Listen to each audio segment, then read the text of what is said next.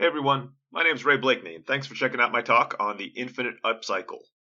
I originally gave this talk at a conference in Bangkok, so you might have seen it there and be coming to watch the video afterwards, or you might have seen it when I gave this talk in other places as well. What's the point? I'm going to give you a quick overview of what the Infinite Upcycle is and how you can use it to grow your blog, your business, whatever you're trying to build online. Keep in mind, this is not verbatim exactly what my talk is about when I give it in front of an audience, since I kind of change it depending on the feedback I get from the crowd. But hopefully it'll give you kind of a quick overview of what the Infinite Upcycle is, and you can learn some stuff from it. If you make it all the way to the end, I'll give you a link you can go to, so if you have any questions and you want to talk to me personally about it, you can go there and just contact me and ask anything you need. This is also not going to be fully edited, so I'll be making some mistakes along the way. You can fast forward through them, or you can laugh at them. Whatever makes you feel better. So let's get started. I think you've all heard this, right? Over the last few years, everybody's been telling us one thing. Content is king. Create the best content and people are going to find you. They're pretty much telling us that old quote from the movie The Field of Dreams. If you're a lot younger than me, you probably haven't seen that movie. If you probably should. It's a pretty good movie by Kevin Costner. But there's a quote there that they say, if you build it, they will come.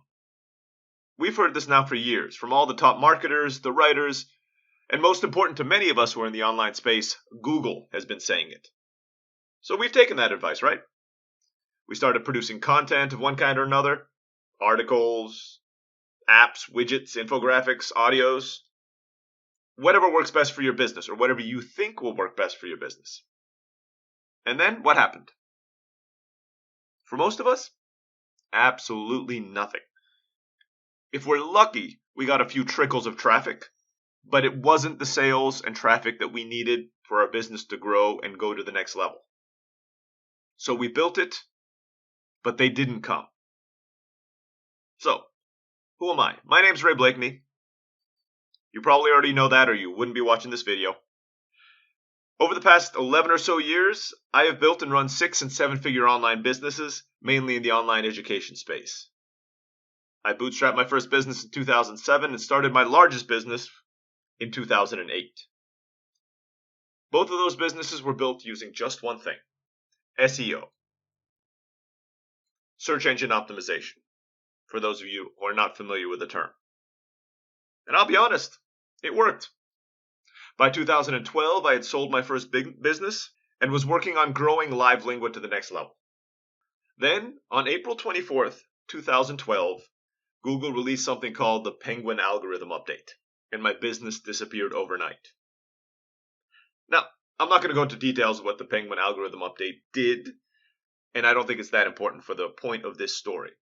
But let me go back to the past and kind of tell you how I felt. I remember the moment vividly.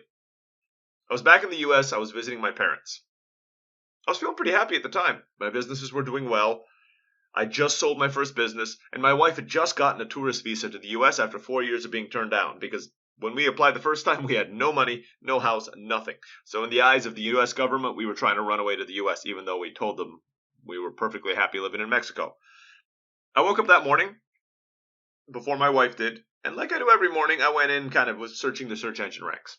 I do that regularly. This was kind of before the days we had really good tools that updated all the time and told us what our ranking was. And it wasn't a good morning. So what did I do? I kind of went on Google and I typed in online Spanish lessons, where the day before we had ranked number 1. And I couldn't find us. Like, well, maybe this is a fluke. Typed in online French lessons. Also, couldn't find a thing. Online Japanese lessons. Yeah. No, nothing. We were not there. This happened for every single word I checked. We were gone. I mean, not like, from position 1 to 5. We were not in the first 10 pages of Google. They had essentially banned all my websites.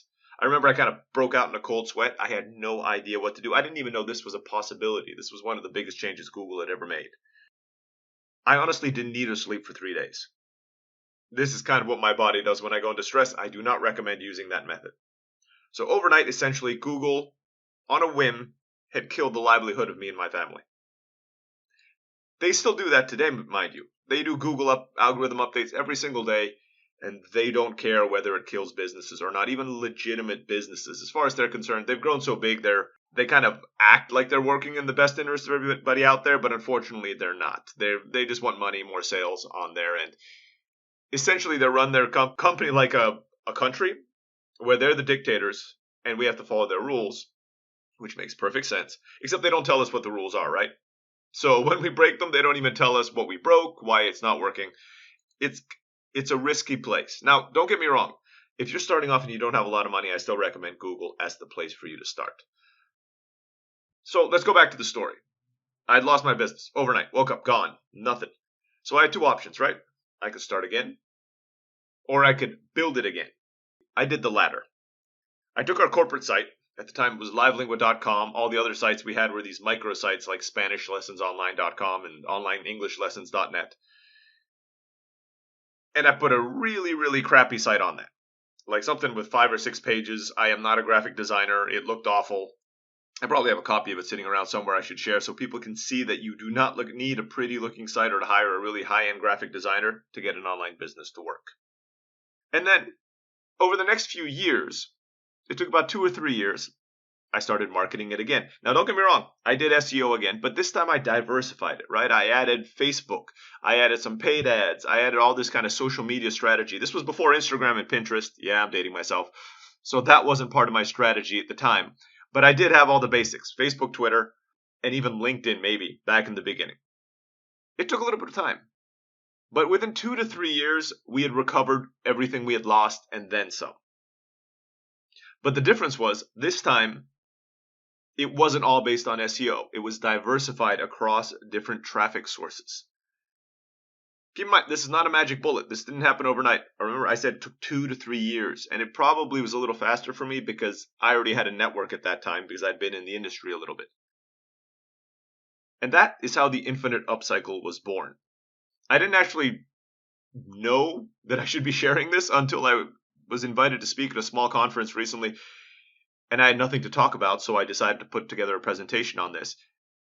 And the reception I got was amazing. I just assumed everybody already knew how to do this stuff and was doing it. I haven't created all these individual steps, right? I just kind of put them together in a way that worked for me. I'm an engineer by training. So I needed something that I could do repeatably. And back then I had no budget, had no staff, so I needed to be able to do it week in, week out. It took time. Did not take a lot of money, but it did take time.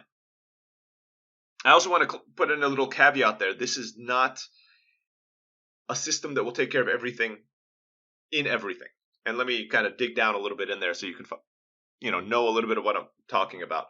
With the Infinite Upcycle system, it'll take care of your basic social media and your basic SEO and your content creation and reaching out to influencers in your industry so they start talking about your products.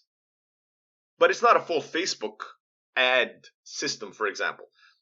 It's not a full Instagram ad system. It's not a full SEO system. This is for people who want to cover all their bases and don't have the time or money to hire other people to do it. What does it do? It'll build your business up, like bootstrap it, take it up to the next level. But then if you find that like Facebook is working really well for you, learn Facebook or hire a Facebook expert to kind of double down on it. Don't stop doing the Infinite Upcycle because remember the key here is we're diversifying across all the platforms. So in case Facebook might work for a few years, they do something and it dies out, but then your Instagram picks up and you've been continuing that because of the Infinite Upcycle. Then you can go in there and start putting more money into your Instagram even as your Facebook goes down. So you're covering all the bases so your business doesn't die overnight when one of these powerhouses of social media or Google and searches decides to, on a whim, change their algorithm. So, with a quick overview of what it is and what it isn't, let's get started on the meat and potatoes of the presentation. What is the Infinite Upcycle? And most importantly, what can it do for your business? The next part was actually written by my business partner, who's a much better copywriter than I am. So if it sounds good, I'll give him all credit to JC Spears, who's my partner here at the Infinite Upcycle. The Infinite Upcycle is a repeatable content amplification framework designed to help you build and reap the benefits of a fully interconnected digital marketing ecosystem.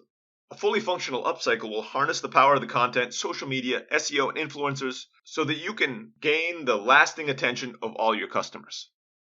I want to repeat that last part, since this is key. It's a repeatable content amplification system. It's something you can repeat over and over again.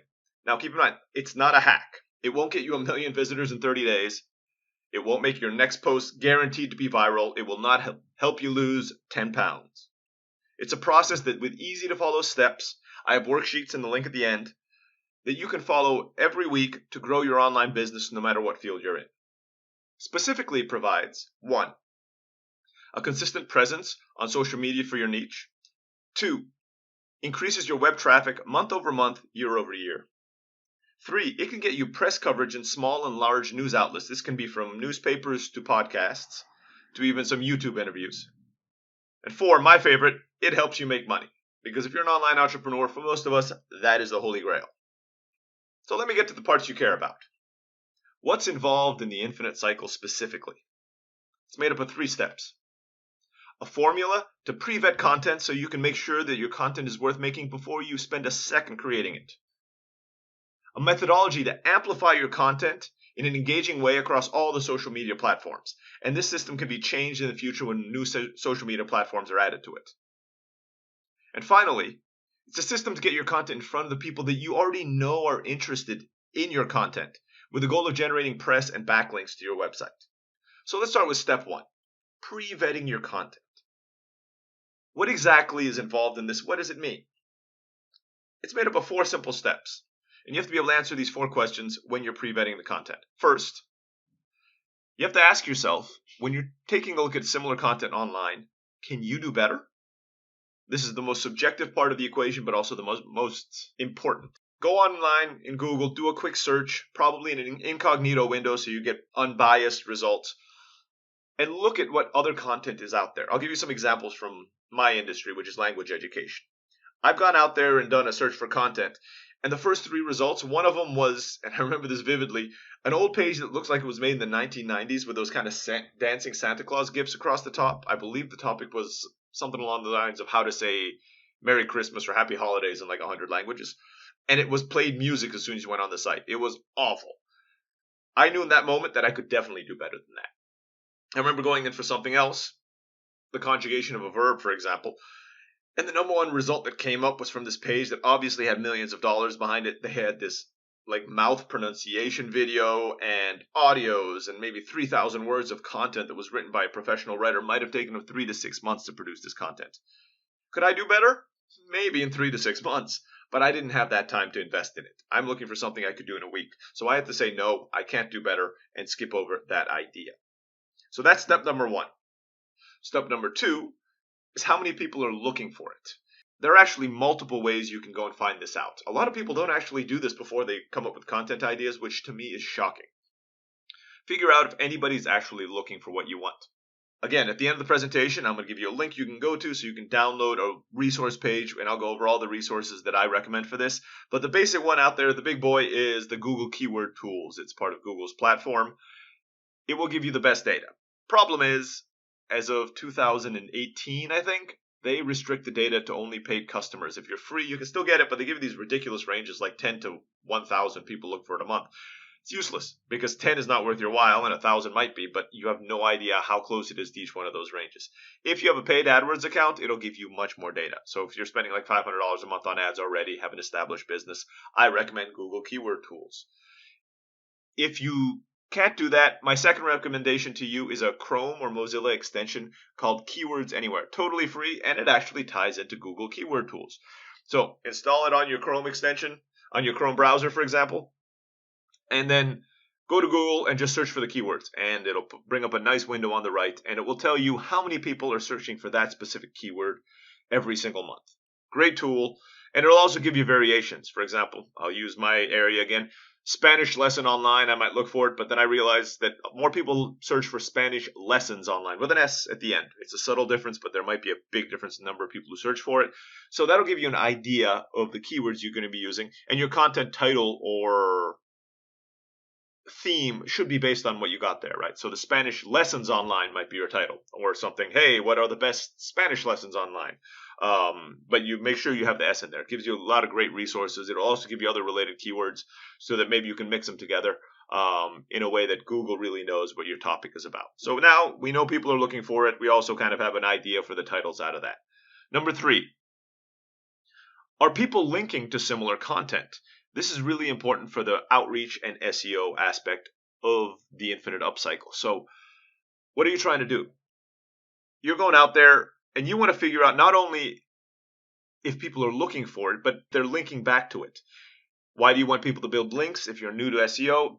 That's basically the lifeblood of the internet. It's a vote. When people link back to you, you get a vote.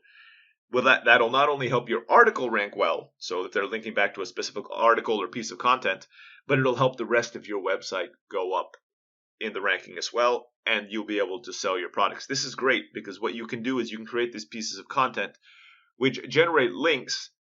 Maybe they don't generate sales right off the bat because people who come in there looking for that piece of information are not ready to be sold to yet. But your main homepage, which does sell to the people who are looking for, is now going to start going up in the rank, even though the link is to that subpage on there. Over months and years, your homepage might rank, theoretically, without getting a single link if you get all these linked to these articles and these pieces of content using the Infinite Upcycle. And then the fourth one is, can you feasibly rank for it?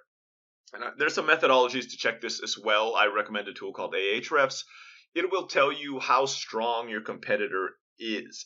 Now keep in mind, I'm not talking about how strong the main domain is. It's the specific page you're trying to rank against. For example, if your competitor has an article on learning Spanish and it's google.com, if google.com's homepage was for learning Spanish, then I'd say, yeah, don't bother because Google is going to blow you out of the water. But if that article that comes up on Google about learning Spanish is 5 directories deep, google.com/Spanish/A/1234/ with 20 slashes there, then Google's not really focusing on marketing that page just because their main domain's so powerful. That page is ranking. You might be able to beat that. That holds for e-commerce sites out there too, right? Amazon might be selling pink plastic flamingos for the lawn, but I guarantee to you they don't have a team trying to work on marketing that particular product.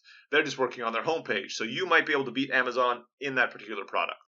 Use the tool called Ahrefs and Domain Authority and URL Rank to figure that out. There's going to be another video at the end I'm going to show you where I'm going to walk through this entire process step by step with the numbers. I'm just not going to bore you with it now. So if you already know how to do competitor research or checking the feasibility of rank and how powerful the pages are, great. You already have it down. If not, I'll have a video for you later and teach you how to do all of that. So let's move through the 3 steps now. If you want, go and grab a glass of water because that was a lot of information to take in, even though we're barely started with the presentation. Don't worry. Bear with me. Hopefully this will all be worth it for you. I know I've built 6 and 7 figures using this methodology. If you can't put up with this 20, 30-minute video, you're probably not cut out for the Infinite Upcycle. I'll be honest with you, because it does take time, but it works. If you want to get freedom for your family, have an impact on the world, this is the way to do it. Or at least this is one way to do it and the way that has worked for me. So let's start with step 1. Let's bring it all together. I created a formula which generates a number that I call the IUC Content Score. Pretty simple. What do? You take the TMS, total monthly searches, again using Google Keyword Tools or the Keyword Anywhere extension, for the keyword you want, throw it into that first column over there. Easy.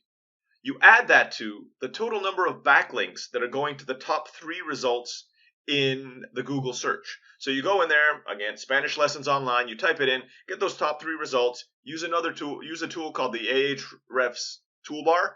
It's the one I use, but there are other tools out there. And it will tell you how many people ranked as number 1, number 2, and number 3. Add those together, put them in the formula in the BL section and multiply them by 100. From that, we're going to subtract the URL rank. Remember I was talking about how competitive it is? That's what we want. The URL rank, not the domain rank, the rank of the specific page. We're going to do the same thing. Those same 3 pages that we saw at the top of the search results, you use the same Ahrefs toolbar and just add those 3 numbers together. So 1, 2, 3, you get them. The numbers will be between 0 to 100. Generally, you want, if the numbers are below 50, that's better. If it's higher, they're very competitive. But add them together, put them in there, multiply it by 100. And then at the end, you multiply it by 0 or 1 based on can you do better. You can see how important the can you do better is, right? If you can't, it doesn't matter what the rest of the numbers say. You're going to get a 0 as your IUC score, and this whole system is not going to work. If you can do better, put a 1, and then the math all works out. So you can end up with a number after that. The numbers range can vary greatly. I recommend, but if you get over a 5,000 on it, that's my general starting point. I recommend that's something you can do. You keep in mind, 0 is not the lowest number here. I've got negative 10,000, negative 20,000 here on the score. Anything below that means it's not worth your time to do this article. Why is that? It means it either doesn't have enough monthly searches, doesn't generate enough links, or is too competitive. That's what this formula is going to figure out for you.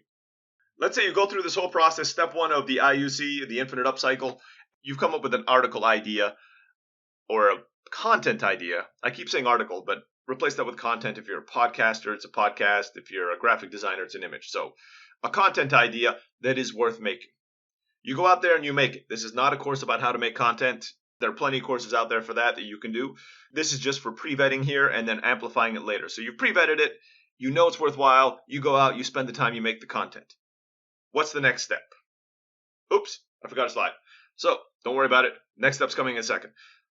How do you apply the pre-vetted content to your business is what I wanted to talk about first. So you use the formula to either figure out if new content is worth making, but you can also use it to evaluate your existing content. Let's say you already have 1,000 blog posts. No problem. Go back and use that formula on each one of the blog posts. Go to the title or whatever the keyword that blog post was optimized for and run it through the IUC Content Score. You can also use it weekly to evaluate new content. That's what I was talking about. And then the final one is you can super batch it. That's what I actually like to do myself. It takes a good amount of time. It takes a few weeks, but you can go through a list of a few hundred ideas and run them all through this process. When you're done, you'll probably, assuming you have like one piece of content a week, you'll have maybe a year, 2, or even 3 years worth of content already planned out. Then all you have to do is sort it by the most impactful content. By that, I mean the one with the highest IUC score. And you just start at the top and start creating all those contents. Like 1 a week, 2 a week, 1 a month, however often you want to create content. I recommend at least once a week. But if you can do more, knock yourself out. So we've created the content.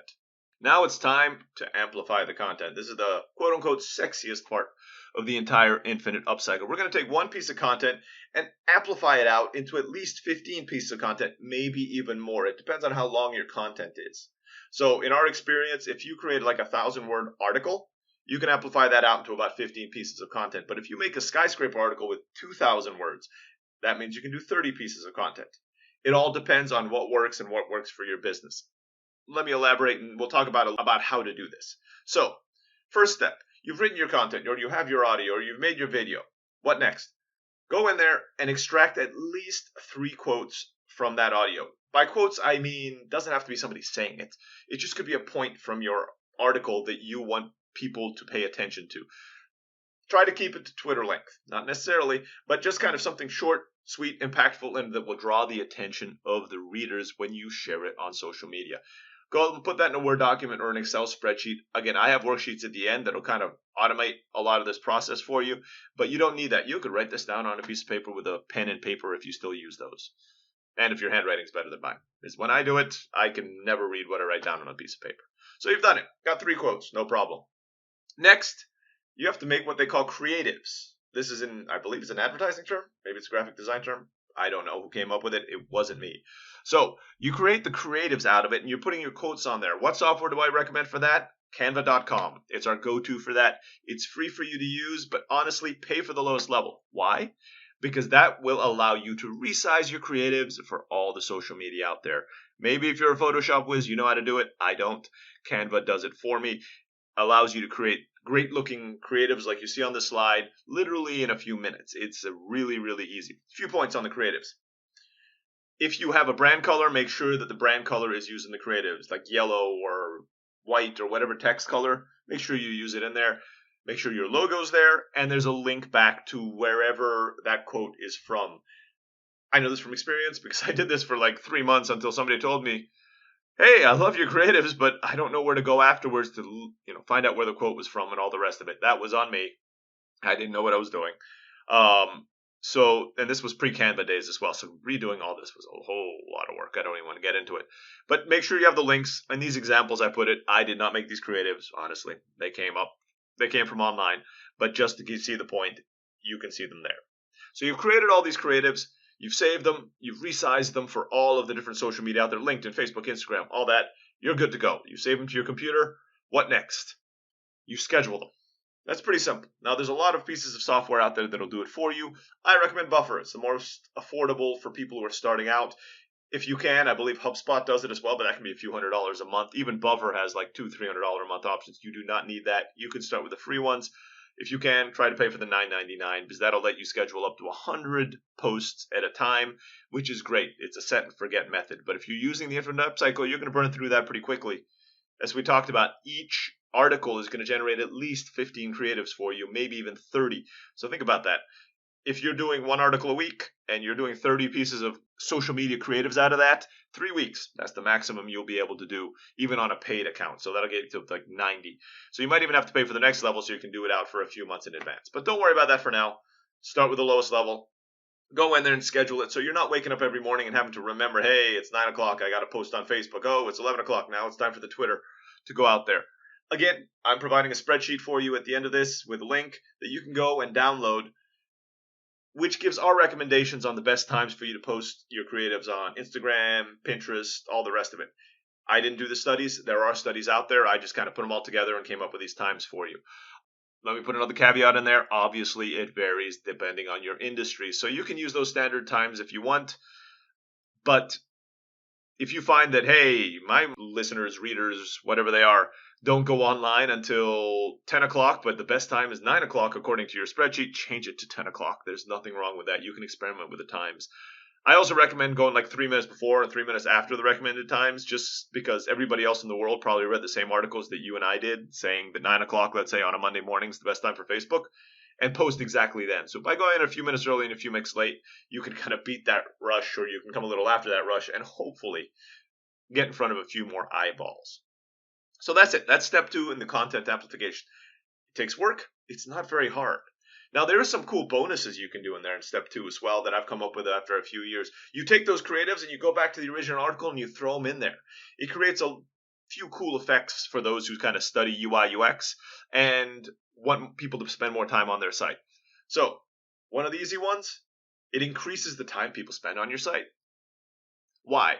I don't know. But according to psychologists, it's because if you click on, for example, a Facebook or a Twitter feed image, one of those creatives that you shared that have your colors and the quote on it, and then you go to the page and that same image is on that page, people have that instant connection of knowing, hey, I got to the right place. I mean, think about it yourself. For example, if you clicked on an image of a beautiful girl in a bikini, and then the first image you saw on the page that popped up is Donald Trump, you would probably click back as soon as possible, right? Because you were expecting something else. And there's that dichotomy in the brain where you just got there, you were expecting something, and it wasn't there, even though the article might be the right one and you're in the right place. So make sure that the images get integrated into your content so that people have that kind of relationship with the page. I've also found that having the images in the article, it takes up the share rate and even the chance of you getting a backlink because it makes the article or the content look a lot more complete, right? You could write a 2,000-word article, but if all you have there is text, I'm sorry, it's boring. Most people don't read. I think I heard somewhere out there like our attention span is that of a goldfish, and most people read it like a 3rd grade level online. So you need to break up your text, make it short paragraphs and a lot of images. I think the rule of thumb is that you should never be able to scroll through an entire page without actually seeing an image somewhere. So there should never be a point where the users on your page just see a page full of text. Integrating these creatives you made back into your articles and your content will take care of all of that. Cool little bonus of step number 2. Finally, step number 3. We're going to have to tell people about the content. Tell people that you know are interested already about the content. Now, how do you know that? How do you know who is interested in whatever it is that you're talking about? We actually did a part of this research before. Remember in the beginning I told you we need to figure out how many people are linking back to the top 3 results in the Google search? That's it. Those are the people that we know are interested. If they were interested enough that they linked from their website, from their blog, from their podcast or something to that article, we know that these people are interested. So we need to find people who have previously linked to similar content. We're going to go back to step 1. Remember, just go into Google, put in your keyword, but this time instead of taking the top 3 results, take the top 10 results. Using a tool like Ahrefs, you can not only see how many people linked back to each one of those, you can see who those people are, specifically which website it was linked from, or which subfolder on the website or article or something on the website it was linked from. So This is the time-consuming part. You can go there and download all of these links pretty easily with Ahrefs. You click on the toolbar, it'll take you to a page, and it'll just have a list of those links. You export them into a CSV file, which is a comma delimited file that you can use in any spreadsheet software like Excel. Combine them all into this one big spreadsheet software. You'll have anywhere from like 50 to thousands of links. I have done this and had 5,000 people linking back to the top 10 results before. So 5,000 pages worth of quote unquote interested parties that I knew were interested in this in the past. Next step, and this is the time consuming one, you have to go to each one of those pages and find the relevant contact email. If you don't have money, you can do this manually. Just click on the link number 1, try to find the contact us page. Click on link number 2, try to find the contact us page or the email. Just work your way through the whole list. If you do have a little money to invest and you don't want to spend this time, I recommend buying a piece of software called Scrapebox. It costs about $150, I believe, and it's a one-time fee. You will never have to pay it again. It's not a yearly subscription. You download it. You can upload this spreadsheet to that. So all these links and say, get me their emails. And it will go into the website, use a little crawler, and extract all the emails from the websites. Sounds cool, but it's not that simple because it's obviously not infallible. It will get you bogus emails. It will get you the wrong emails. Not really the software's fault, but for example, if you went to a directory where everybody had a profile, right? Let's just say a music teacher directory, and everybody had their profile on there, and one of those people in their profile put a link, and it was linking back to one of those top pages that I referred to earlier. Scrapebox would go in there, find the profile, but then it would go to the contact us page of whatever that music tutor directory was and get us that email. That's not the email of the person whose profile had the link, right? It's the email of the person who owns the website where thousands of profiles are on there. You'd be emailing them, and they would ignore you. May even mark you as spam, which is kind of the worst case scenario in this, because that guy's obviously not interested in linking to you. The person who was interested in linking to you was just somebody who created a profile on their tutoring. So you have to go through all these links that Scrapebox does and manually clean them. Some of them are kind of intuitive because, for example, if the email has nothing to do with the domain, you might be able to delete it. But if the email has the domain extension for @livelingua.com, in the case of one of my businesses, if it said, ray@livelingua.com, and you knew that this was livelingua.com linking to it, awesome. You probably have an email that's worth reaching out to. But if there was a link on livelingua.com and the email that Scrapebox brought you back was at abc.com, that's probably not a good email. So you kind of have to go in there and clean out those emails. It'll also bring you back kind of these fake emails, like your email at email.com. I mean, somebody had a WordPress installed and never changed the email on their website. You will get some of those. So you need to clean all those out because otherwise you're going to be marked as spam. So, okay, you're done. You've gone through, you've gotten all the emails, you have it all ready. What do we do next? There are 2 steps here. The first is the authorities. So again, based on Ahrefs, we know how powerful some of these pages are. And if you're contacting people in your industry, you might even recognize some of these websites. If any of those pages fall into that category, usually I say they have a domain authority of above 65, or if it's a celebrity or somebody in your industry that you know, you go into that spreadsheet for their emails and you pull it out and you create a separate spreadsheet and you email each one of those people personally, one-on-one, with a really kind of short, sweet, customized email. If you have the time, kind of take one of those personalized videos, you get a better response rate from that, embed it in your email, so you kind of have a personalized message to every single one of these people. These are people who are authorities and influencers in your industry, and you do not want to send them a stock email. My experience, 5%, 10 maximum will fall into that category, but that's really on the high end. Usually 5% or even less are going to be falling into these authority emails. That means the rest of them fall into, and no offense to any of them out there, like nobodies, not people who are kind of celebrities or influencers. These are the people you're going to be contacting with an automated email system. Don't get this confused with like MailChimp and all these big systems that send out 10 emails at a time. That doesn't work for this. You want to be using a transactional email system. I recommend one called Lemlist. It's what I use, which sends out one email at a time. Usually it spaces it out over a few minutes. So one every 4 to 5 minutes, so it doesn't look like spam in the eyes of the email providers. If you send out 1,000 emails in 30 seconds, no human does this, but humans do send out emails after every 5 minutes. They even let you put in the office hours, so like 9 to 5 East Coast time, Monday through Friday, that's when these emails will go out. It can take some time. Usually it'll send out between 50 to 100 emails a day. So if you have 3,000 emails, it'll take you a month to email all these people. Good news, it's automated. You don't have to worry about it. It will send these out, and all you have to do is sit back. If they reply, however, that's when you're involved. You should be getting a copy of that reply, and you're building a relationship with them at that point. So you're saying, hey, they reply, and they say, I've given you a link, or I'd like to know more, or I don't know if it's a great fit. Could you tell me a little bit more about it? You need to reply to these. If you just leave them hanging, you're leaving money on the table. You're leaving links on the table. Here's a little extra for step number 3. And again, this is me messing up, and that's how I learned it. Don't forget to tell your own mailing list when you're doing emails. Every time you create a new piece of content, make sure you mail it to whoever your existing customers are as well. You already know that these people are interested. They'll not only maybe share it with their friends, they might buy more product, and if you're lucky, they will link to it. You can ask them. If they're already customers, they won't mind. Worst case scenario, they will ignore it. So that's the basics of the Infinite Upcycle. Again, I'm giving you worksheets at the end so that it all kind of fits together. I know it sounds simple. It is simple. It just takes time to do this for every piece of content. And I've created a system which reduces that time, at least to an extent. It'll still take you a few hours for every piece of content to do this and to do it right. But if you're doing it yourself, I'm assuming you're just starting. If not, you can hire a team to do it or get a team of people to do it for you. If you have like 4 or 5 people, you can divide that 4 hours per content and give 30 minutes to each one of your team members.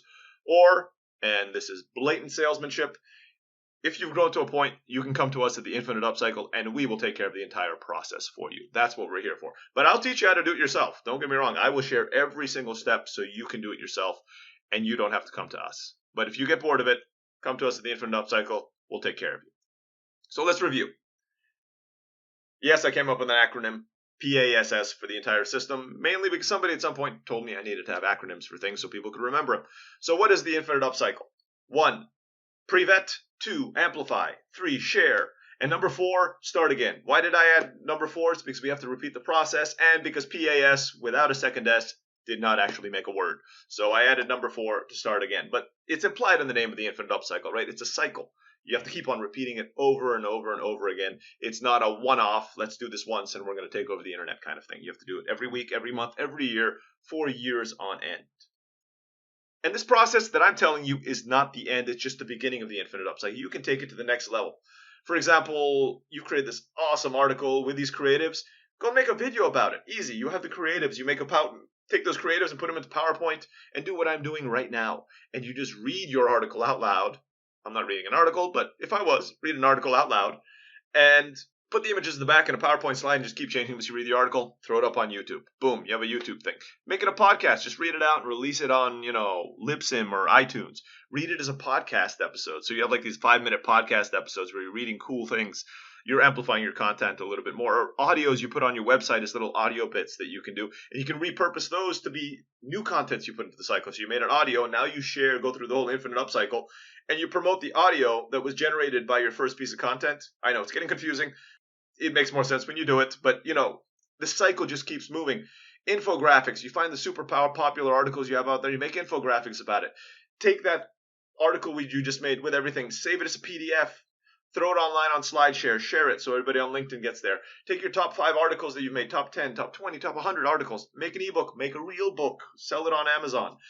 There is no limit to what you can do with the Infinite Upcycle. The cool part about it is this is content people are interested in.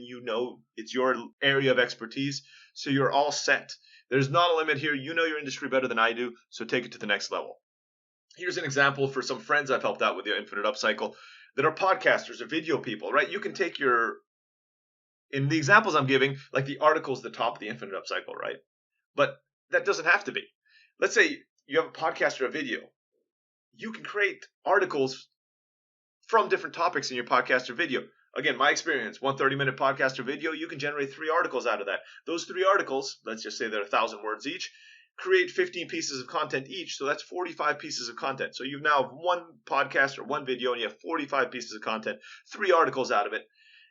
The outreach is now tripled because you're doing supercharging your SEO. You're reaching out to people who are interested. You already know what's out there. And you're just generating all this traffic, all this interest on your website. I'm going to end with this final thing. Does it work? Well, here you go. If you're looking at the presentation, there's a slide there. This is for my biggest business, Live Bootstrap, $50 a year. This is after Google Penguin killed it.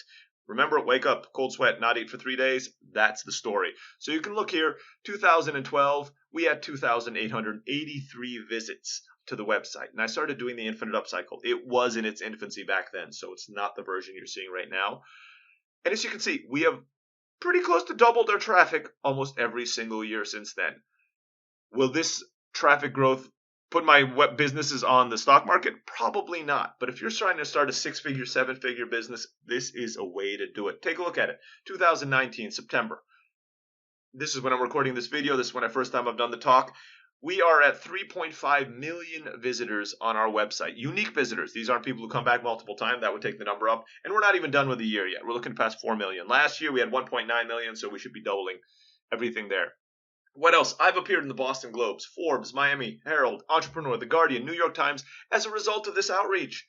Some of those people I reached out to, unbeknownst to me, were writers for some of these newspapers.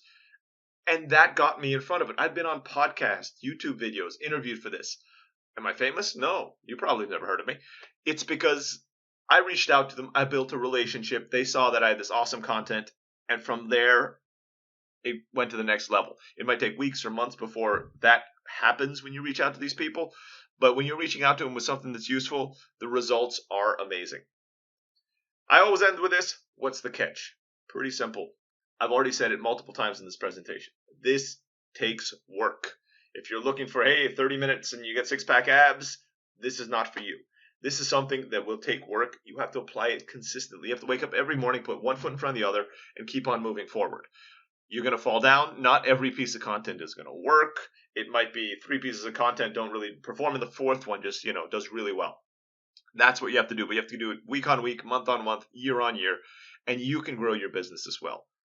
I've been able to do it. I'm a schmuck. I barely know what I'm doing. I ask my wife. I work in Superman pajamas every day. I obviously have no idea what I'm doing. But if even somebody like me can do it, then most of you out there as well can pull it off as long as you stick to it for the long term. No quick fixes here. This is how you build a business. This is not how you get rich in 6 months. So that is the catch with the Infinite Upcycle. Here at the end, if you have any questions, just go to infiniteupcycle.com and go to the Contact Us page. We also have a download page there that will have all that material I was talking to you about totally free. Just go there, download it, use it. Depending on when you're listening to this, I'm actually hoping to build, I'm a computer programmer, I'm hoping to build like apps so that even the spreadsheet right now, which saves a lot of time, can be even more efficient. As soon as it's there, you will find it on the infiniteupcycle.com. I hope you enjoyed the presentation. Hopefully it was useful to you. I'll have other videos as well as time goes on, so keep checking back. Subscribe to this YouTube channel. I'm assuming this will be on YouTube at some point, so subscribe to it or whatever else, what other social media outlets go out there in the future, and keep working at it. Because the world needs small businesses and entrepreneurs, and the world needs all of us not to depend on one big monster like Google, Facebook, or whatever it is for our livelihood. Less stress, more happiness for the rest of us.